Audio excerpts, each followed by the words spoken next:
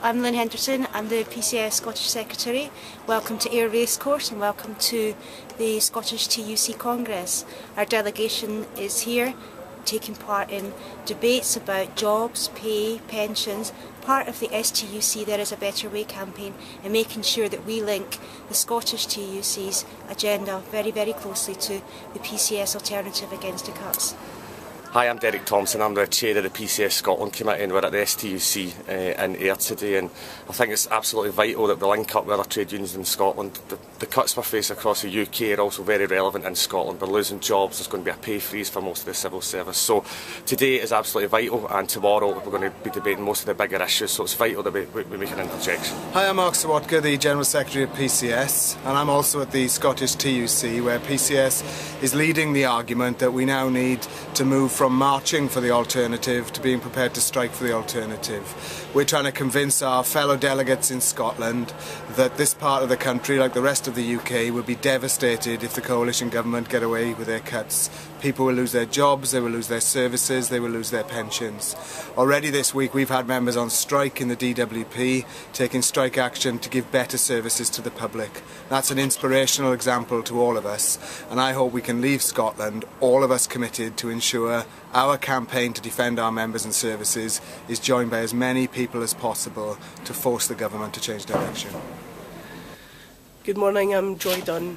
I'm a member of PCS and I'm chairing this year's STUC conference, the 114th conference, which has been described as one of the most important conferences this year. In fact, the General Secretary called it the Fight Back Conference. I'm looking forward this week to interventions by PCS members who will be defending members' rights in terms of the cuts that members are facing every day in government departments across the country, but not just their jobs, but the services that they provide from cradle to grave up and down the country. One of the first tasks of that economic cabinet will be to develop an industrial strategy which is manufacturing. First of all, there is an alternative. We have to be quite clear that there is an alternative based on investment for growth and collecting the tax that is avoided by the rich people in this country to the tune of £123 billion a year. We need to make it clear that we've been in a worse position than this financially. In fact, we're in a worse position than this in every single year between 1918 and 1973, when our debt was over twice as big as it is now, yet we built schools, hospitals, the NHS and the welfare state. But let me be clear, there are no strings attached. We will not negotiate downwards on imposed pay settlements, on cuts in hours, terms, conditions and our pensions. And there are no backroom methods to taking the money out of hard-earned wages from the pockets of our members, and we will not exchange job protection for unacceptable and vindictive workforce flexibility. And I'm very pleased to report that 95% of our workforce were out on strike duty today, and we recruited hundreds of new members on the picket lines, and in some of the newer sites and some of the smaller sites, it's the strongest strike action we've ever delivered. I think that's testament to what the PCS has done.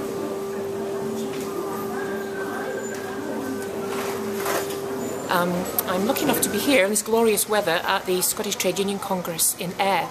And I've been reminded, I think, by a lot of the speakers today how extremely important it is that we continue to organise effectively, and particularly that we recruit members in areas where it's difficult to recruit young members. We need to target young members. We need to make sure that we reflect every kind of aspect of our union in terms of our diversity, but also that we get into areas like the contact centres on the back of a very, very successful DWP strike action, and recruit members there as well, because they're really in the front line of the cuts at the moment. I think they're really feeling it, and we need to fight to defend these members, but we need to get them recruited to do that effectively. STUC is important for PCS.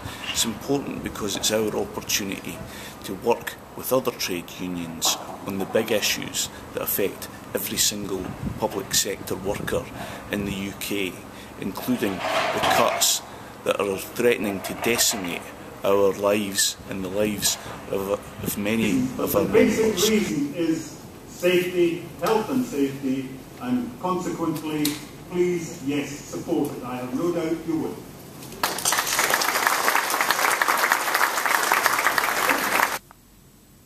My name's Janice Godrich, and I'm the President of PCS, the Public and Commercial Services Union, and this is a fringe meeting that's been organised by the Trade Union Coordinating Group in conjunction with the campaign Public Services Not Not just Profit. goods, but it's overproduced debt.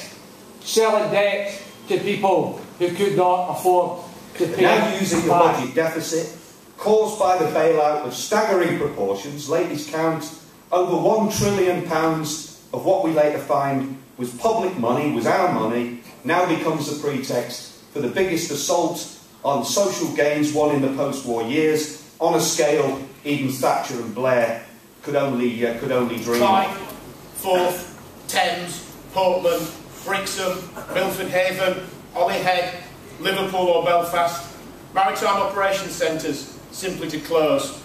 Humber, Swansea, Falmouth, Shetland or Stornoway, and as we were told, Belfast or Liverpool to operate daylight hours only.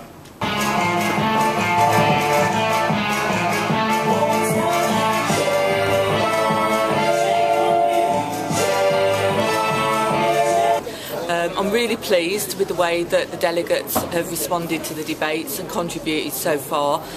We've heard Mark Swatka, our General Secretary, speak, Chris Boff, our Assistant General Secretary, Lynn Henderson, our Scottish Secretary, and a number of the delegates. What's really good for us is that we've been able to come here the week after our National Executive Committee decided to recommend to our conference that we ballot our members primarily over the issues of the attacks on pensions. And we've been going around talking to other delegates from other unions about our decision, and I have to say what's really good is it's been very well received, and we're using this opportunity to continue building the maximum solidarity with other unions around our campaign.